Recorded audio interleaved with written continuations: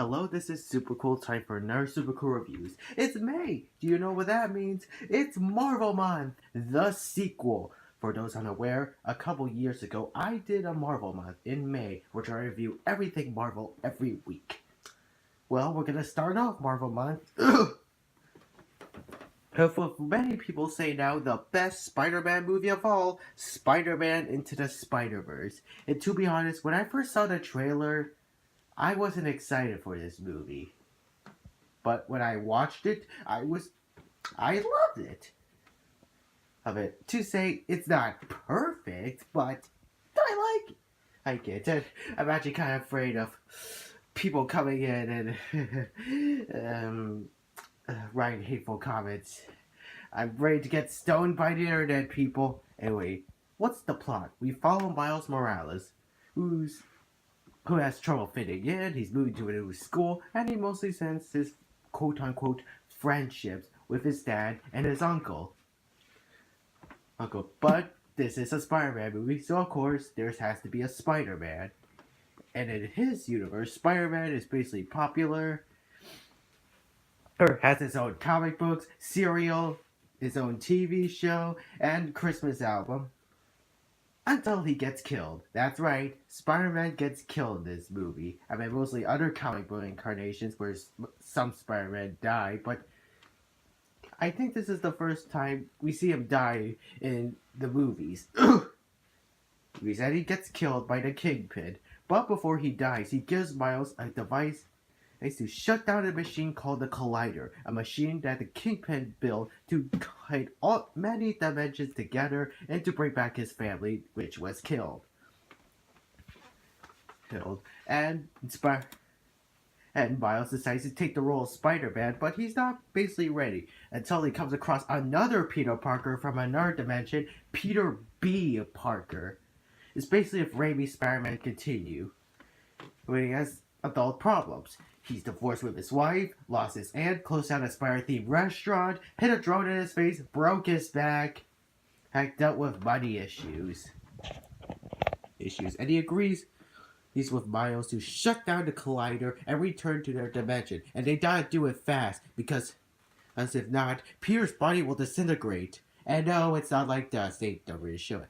The help from other Spider people, including Spider-Gwen, Spider-Man Noir, and Penny Parker. Oh, and Spider-Ham, best character in the movie. They must stop the Kingpin once and for all.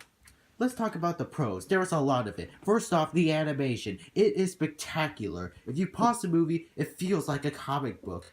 There's word panels, bubbles, and it's just so good. The action's also really good. The characters are also really good. They're very likable, although when they do stuff douchey, that's where they're unlikable. And they're pretty fun and unique. The emotional moments are pretty good in this movie. I won't name all of them since it'll lead to spoilers, so I'll just leave them out. The villains I thought were pretty good, like Dr. Octopus, the Green Goblin. If many people wondering why he looks like that in the movie, that's what he looks like in the comics, only in the Ultimate Universe. Scorpion was fine, and even the Prowler was really good, even though they don't really give him a motivation of why he's evil. I think they did. I don't know. Oh, and if any of you people read Miles Morales comic books, I'm pretty sure you know who this guy really is, but I'm not gonna give it away. Even the music for him, like whenever he's on screen, it plays this animal noise, like I think like, I don't know how to describe, it's like an elephant. Let's talk about the cons. Like I said, when sometimes a likable character does something douchey, that's when they become unlikable. Number 2. Ooh.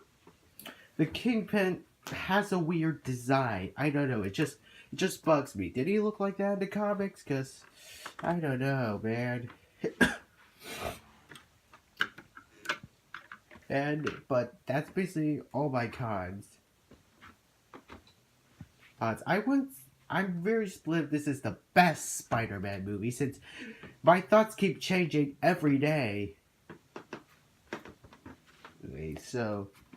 And he also made a lot of other Spider-Man references, like Spider-Man 1 with the famous kiss upside down, Spider-Man 2 with the famous train speed, Spider-Man 3, the... You know, I'm not going to talk about that. And most Spider-Man Homecoming with the boat scene, etc., etc.